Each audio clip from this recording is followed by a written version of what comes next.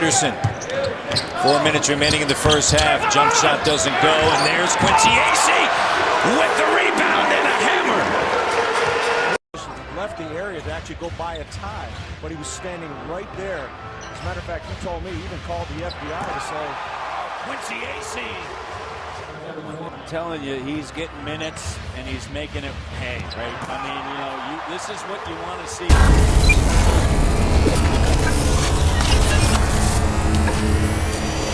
You were selected by the Toronto Raptors, 37th 37, 2012. in the 2012 draft.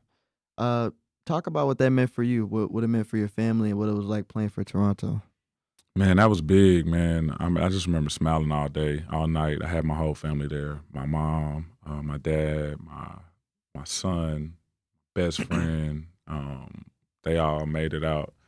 And we were sitting up in the stands, man, and I mean, it was just all happening so fast. Like it was really like a blur, but that was one of the greatest times. I remember my phone just was going off crazy the whole time I was walking up to the stage to go shake. It was Adam Silver. Adam Silver by that time, David Stern was still the head.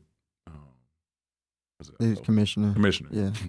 And then Adam Silver, second round had the shake. So, yeah, I remember my phone the whole time when I was walking up was just going off crazy. I'm like, people just calling me while they're seeing me walk across stage. Like it was just the craziest thing ever. But that whole experience was dope. The next day, my agent, his dad is pretty rich. He let us borrow the private jet to go from New York straight to Toronto. And I went right up there. Got to meet everybody, and I mean, it just was rolling from there, man. It was a blur.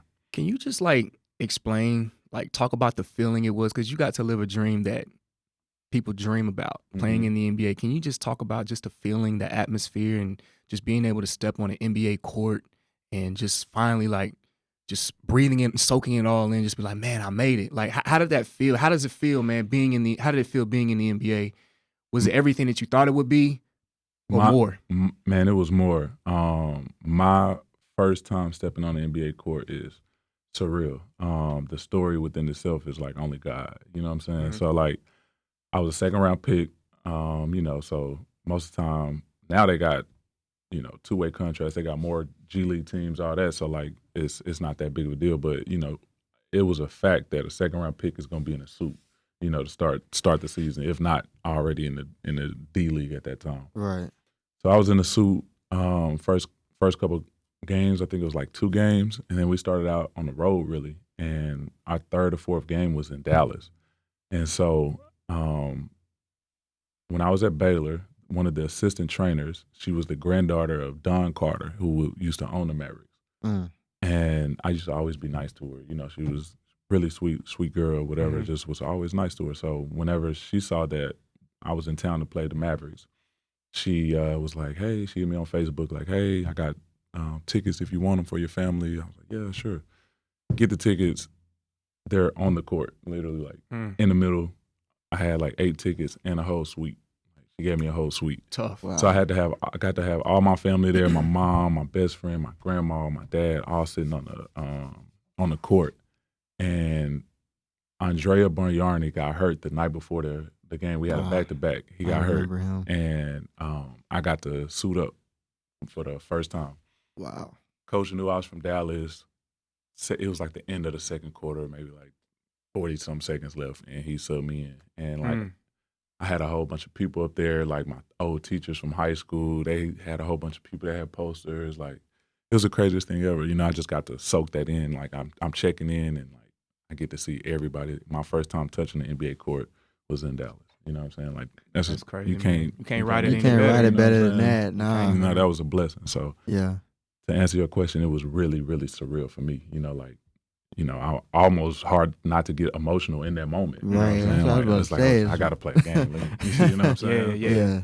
Man, I was just so blessed and just so thankful. Right. To have everybody that was kind of along that journey for me and was there in ways that I still couldn't even imagine, there to witness that for me and be a part of that. At what point was the turning point for you in your career? Or at what point was it where they realized yo, Quincy Acy is a real deal, he can play a pivotal role on our team?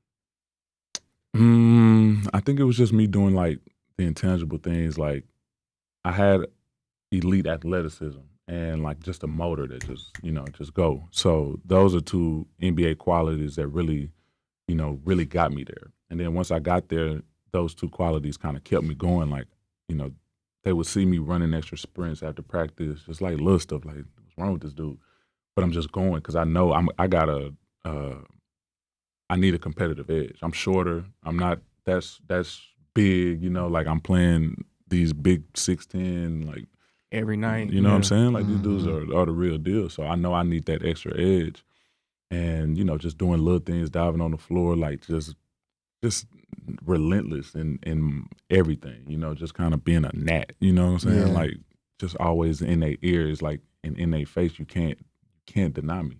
You know what I'm saying? So like, and then when I'm on the court, I'm just going. Like I wanted it more than you. You know what I'm saying? Like that just is what it is. Because I knew whatever my wow was greater than yours in my mind. You know what I'm saying? I got my son. I got 3 kids and 4 on the way now. You know what I'm saying? So my family was my main drive, and I think that's kind of what stood out. And that's what they couldn't deny. I just saw your passion and your energy. I watched a few of your clips before you came on. I was just like, man, this dude, he played with that fire. Like, he played with that fire. I mean, it's interesting to hear you say that because I'm smaller. I'm smaller playing basketball, period. I'm not even 6 feet. So at that point, it's like, yeah, no, I guard 94 feet. I'm in your face. I'm physical like I have to be because, at the end of the day, like I've been overlooked because of my size. So a lot of people didn't think I would make it as far as I have, and just continuing to grind and do the extra stuff. Like, I'm good friends with Jermaine O'Neal.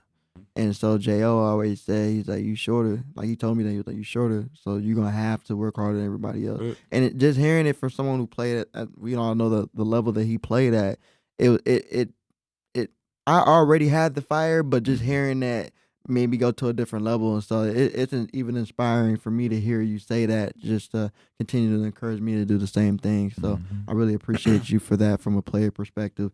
I did want to ask you this question that popped up in my mind. What was your welcome to the NBA moment? Where you were guarding somebody, something happened, like what made you like, oh man, like That's tough. I don't know, because it was like multiple wins. Oh yeah, okay. I remember it was whenever I was in Toronto preseason and we played the Knicks in like Quebec, Montreal. It was preseason. We used to always kind of move around and visit the whole country. And my favorite player growing up was Amari Stoudemire. Like, you can ask anybody I know, my best friends, like, I was young stat, I just called, my number was 32 in high school before I changed it to 4. And like, I just thought I was Amari. I wrote him this long message on Facebook before when I was in high school, like telling him how much I idolized all that. So yeah, I'm sitting on the end of the bench and I see Amari run out, and that's when it hit me. I was like, wow, I'm here. This is, I'm about to play against Amari Stoudemire. I thought you was gonna say maybe like Kobe or LeBron, but it's always the person that you look up to, your position. Yeah. So, and the way luck has it, man, I won a championship in Israel with Amari Stoudemire. With Amari, huh? That's he sure did play there. And I think I met the year before. I realized the summer before he had just played in the Big 3, and I had met him at Drive Nation. And so that's interesting. You say Amari, he's a good dude. I played with him on the Knicks too. My 3rd year in the league, or 4th year, I was on the Knicks, and he was my teammate then, and I got to play with him on Maccabi.